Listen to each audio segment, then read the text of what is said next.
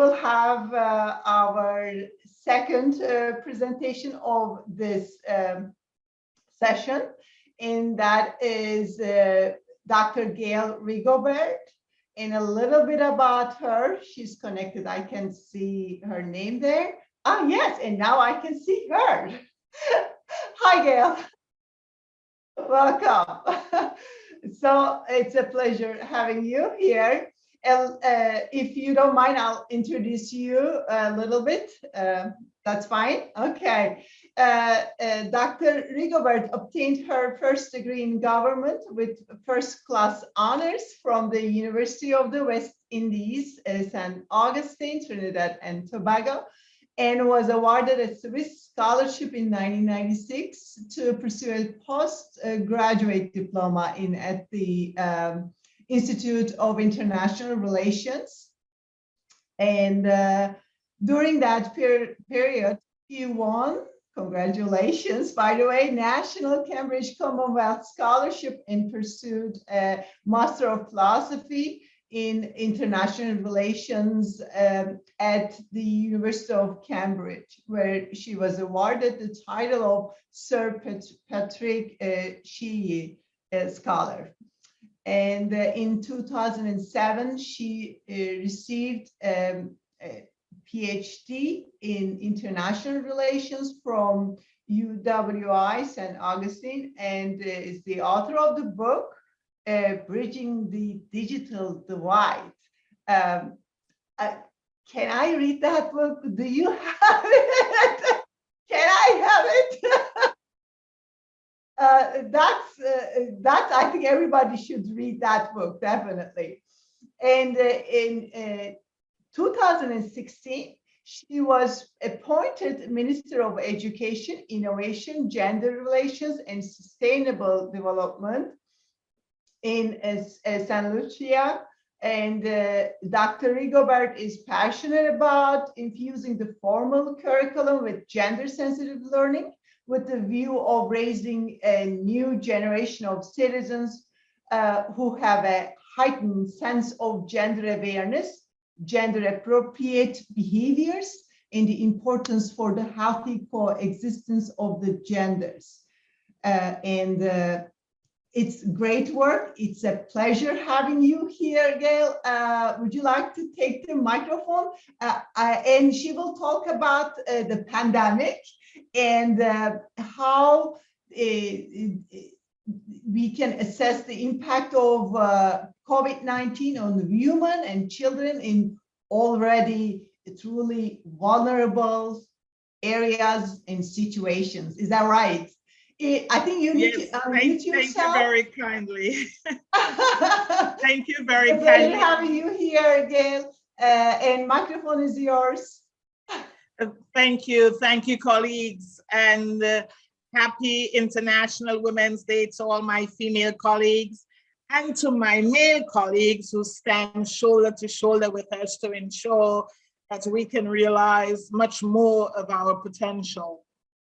When Alan invited me to participate and asked that I speak on a topic, of course, I allowed passion to get the better of me and thought I need to get to the bottom of this notion of a shadow pandemic. And so I started off by saying that the paper assesses the impact of COVID-19 on women and children in already vulnerable situations.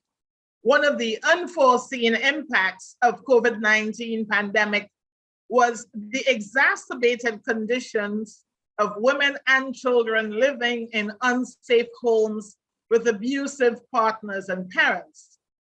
That concern reverberated across the international community, earning the dubious title of the shadow pandemic.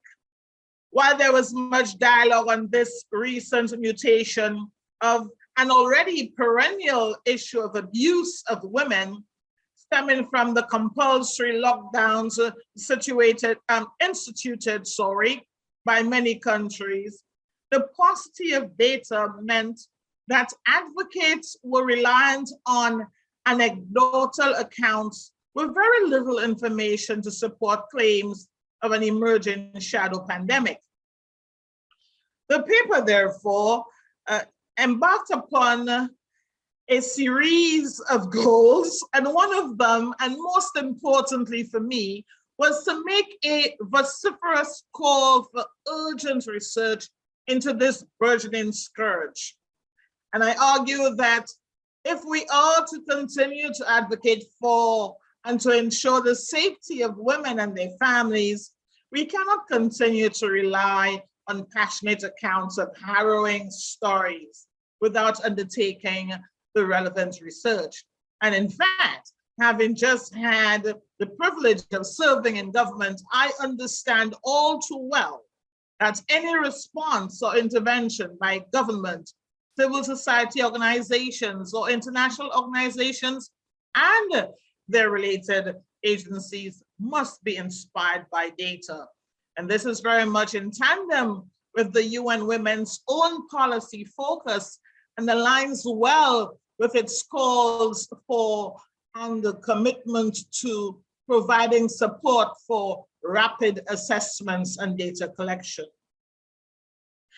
So much has happened since the World Health Organization declared COVID-19 a global pandemic on March 11, 2020. The paradigmatic changes to every facet of our lives are nothing short of extraordinary and in some cases radical. There has been broad acceptance that the wishful thought of returning to normalcy is a fallacy not to be realized, certainly if ever, no time soon. In fact, many have reluctantly had to embrace the notion of living with COVID-19, a kind of tacit acknowledgement that the major cataclysmic changes we have experienced have pointed the world in a whole new direction and onto a new trajectory that is irreversible. For the purposes of this discourse, however, I wish to posit that some of the ugly experiences that worsened an already very difficult health situation have presented us with a singular opportunity to address some perennial issues that have haunted humanity for way too long. Among these is the recorded surge in the incidence of domestic violence and abuse, dubbed the shadow pandemic, which has confronted us head on with no option of being ignored. The time to act, therefore, is now. And quite frankly, the injustices that we do not have the courage to deal with in times of peace and calm have a very curious way of presenting themselves in our faces in their worst manifestations ever under the cover of war, pandemics, and epidemics. The shadow pandemic is one such social ill.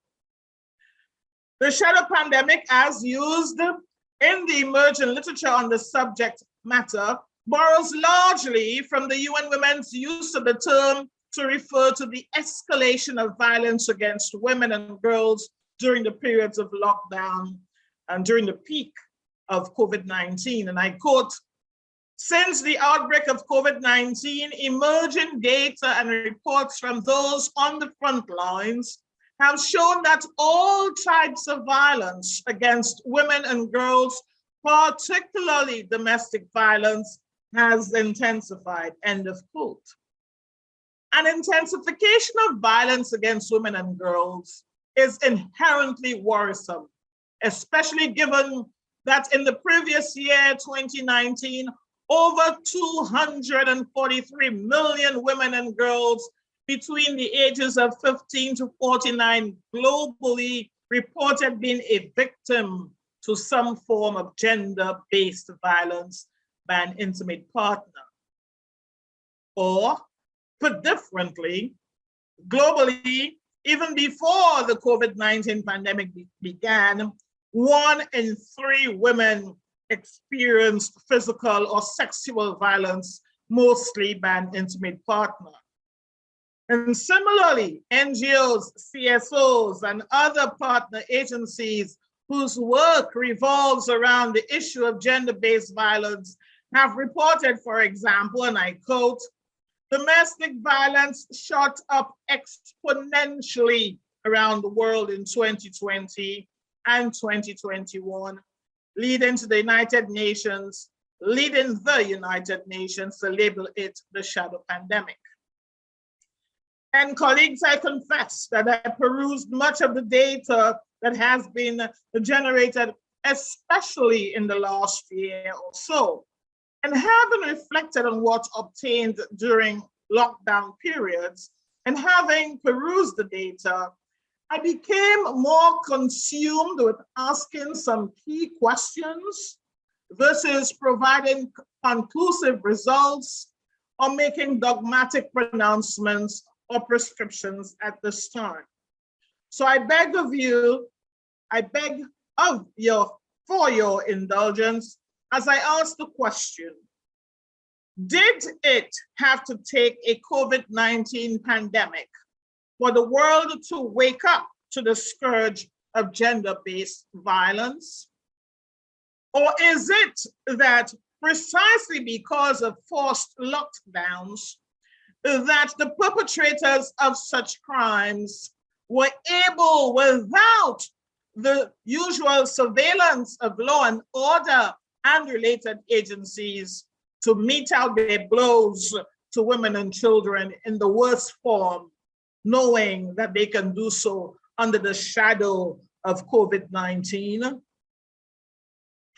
And for the work that was undertaken in some parts of Africa and in Latin America to respond to what was perceived as the exponential increase in gender-based violence, were those interventions short-term measures, or can we who continue to do work with women in vulnerable situations, can we say with some degree of confidence that these were sustainable interventions?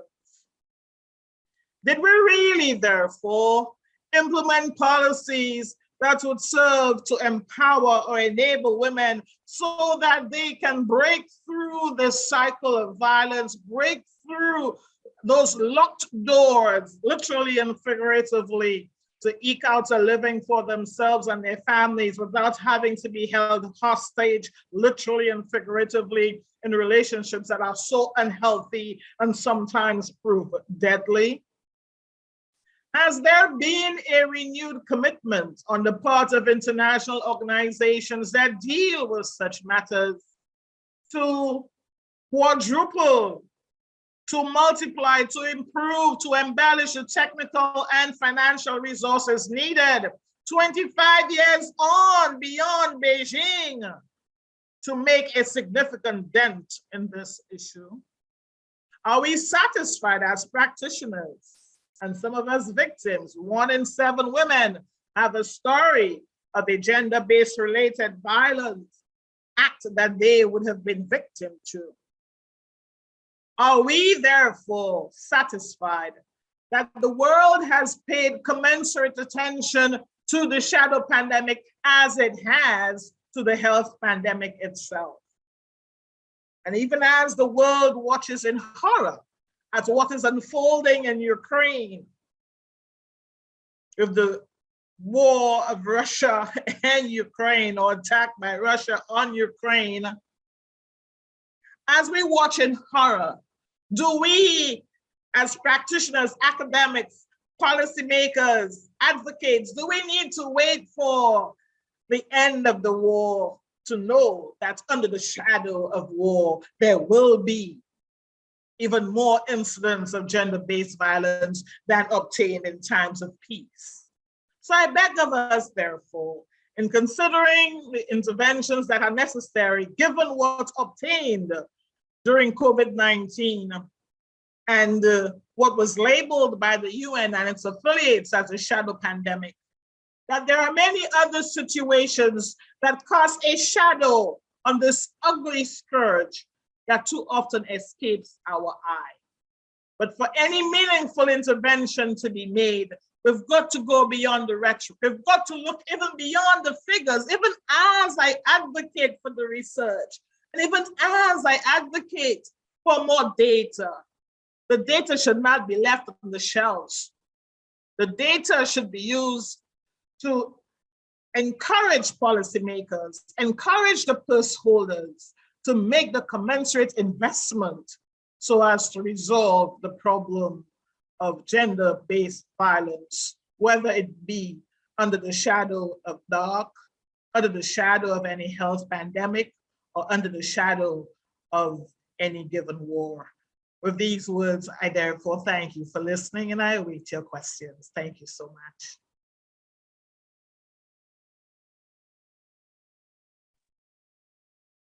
Yeah, I'm not sure how I'm going to be able to talk.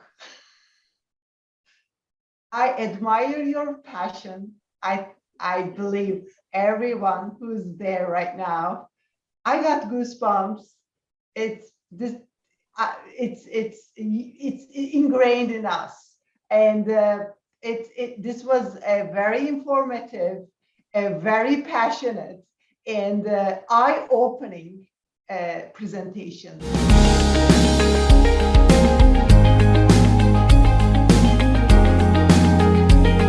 So please remember, if we all help and do a little bit, it will make a big difference.